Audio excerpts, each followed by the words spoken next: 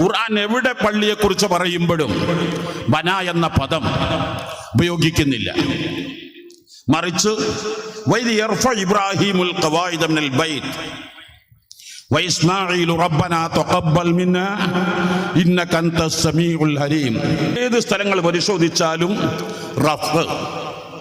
Rough എന്ന പദത്തിന്റെ അർത്ഥം ഹൈലി, ഏറ്റവും ഉയർന്നത്. മുഫസ്സിറുകൾ വ്യാഖ്യാനം എഴുതുന്നു ഹിസ്സൻ വ ശറഅൻ, അത് ഏറ്റവും ഉയർന്നതായിരിക്കണം. ഒരു നാട്ടിലെ ഏറ്റവും ഉയർന്ന ഭവനം, ഏറ്റവും ഉയർന്ന കെട്ടിടം അത് അല്ലാഹുവിൻ്റെ ഭവനമാവണം. അടുത്ത കാലം വരെയും നമ്മുടെ നാടുകളിലൊന്നും പള്ളിയേക്കാൾ ഉയർന്ന വീടുകൾ പള്ളി പരിസരത്ത് ഉണ്ടാക്കാറില്ല. അതിന് നാട്ടുകാർ അനുവദിക്കാറില്ല. 10-50 വർഷങ്ങൾക്ക് മുമ്പ് എൻ്റെയൊക്കെ കുട്ടിക്കാലങ്ങളിൽ 90% ചെറ്റക്കൂരകളായിരുന്നു. എന്നാൽ 500 വർഷം മുമ്പ് എന്തായിരിക്കും നാടിൻ്റെ ദാരിദ്ര്യം? അന്നത്തെ പള്ളികളൊന്നും നിങ്ങൾ കണ്ണോടിച്ച് നോക്കുക. ഉദാഹരണത്തിന് പൊന്നാനി വലിയ ജുമാഅത്ത് പള്ളി, അപ്പൊ 550-60 പഴക്കമുള്ള പള്ളിയാണ് ആ പള്ളി. ആ പള്ളിയുടെ ഹൈറ്റ് എത്രയാണ്? ആ പള്ളിയുടെ ആർച്ച് എങ്ങനെയാണ്? ആ പള്ളിയുടെ ബീം എത്രയാണ്? ആ പള്ളിയുടെ കെട്ടും മട്ടും എങ്ങനെയാണ്? നിങ്ങൾ ആലോചിക്കൂ.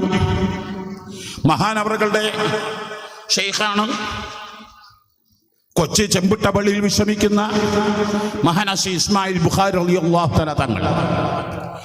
പുരാതന കാലം തൊട്ട് നിർമ്മിതമായ പള്ളിയാണ് ചെമ്പിട്ട പള്ളി എന്ന് പറഞ്ഞ.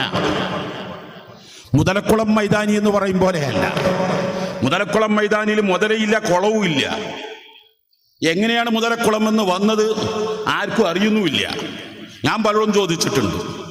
വെള്ളിക്കോലെന്ന് പറയാറുണ്ട്, പക്ഷെ അതിൽ വെള്ളി കണ്ടിട്ടില്ല. നെയ്യപ്പം, അതിൽ നെയ്യില്ലെങ്കിലും അപ്പം കാണാറുണ്ട്. എന്നാൽ ചെമ്പിട്ട പള്ളി എന്ന് പറഞ്ഞാൽ അത് അങ്ങനെ പറഞ്ഞതല്ല. ഇന്നും ചെന്ന് നോക്കിയാൽ കൊച്ചി ടൗണിന്റെ ഹൃദയഭാഗത്ത് പൂർണ്ണമായും അതിൻ്റെ മുകൾ ഭാഗം കവർ ചെയ്തിരിക്കുന്നത് ഒറിജിനൽ ചെമ്പ് കൊണ്ടാണ്. ആ ചെമ്പെല്ലാം ഇന്ന് തൂക്കിവിറ്റാൽ എത്ര കോടികളുണ്ടാകും. കൊച്ചി ചെമ്പിട്ട പള്ളിയുടെയും പൊന്നാനി പള്ളിയുടെയും മരങ്ങൾ മാത്രം എടുത്തു നോക്കിയാൽ എത്ര ഉണ്ടായിരിക്കും. അങ്ങനെ ചരിത്ര പുരാതനമായ ഏതെല്ലാം പള്ളികൾ നിങ്ങൾ പരിശോധിച്ചാലും ആ പള്ളികളിലെല്ലാം അക്കാലത്ത് എങ്ങനെയായിരുന്നു പടുത്തുയർത്തി? ആ സിമന്റില് അല്ലെ കുമ്മായത്തില് കോഴിമുട്ടയുടെ വെള്ളയാണ് ഒഴിക്കല്. അത്ര ഉറപ്പിന്, അത്ര ഗ്ലേസിങ്ങിന്, എത്ര കോഴിമുട്ടയുടെ വെള്ള. അന്ന് ഇക്കാലത്തെ പോലെ മിഷീനിൽ പിരിച്ചിട്ട കോഴിമുട്ട ഒന്നും കിട്ടൂല്ലോ. നാടൻ കോഴിമുട്ടയുടെ വെള്ളയെടുത്ത്. ഇതെല്ലാം കാരണമെന്ത് എല്ലാവർക്കും അറിയാം.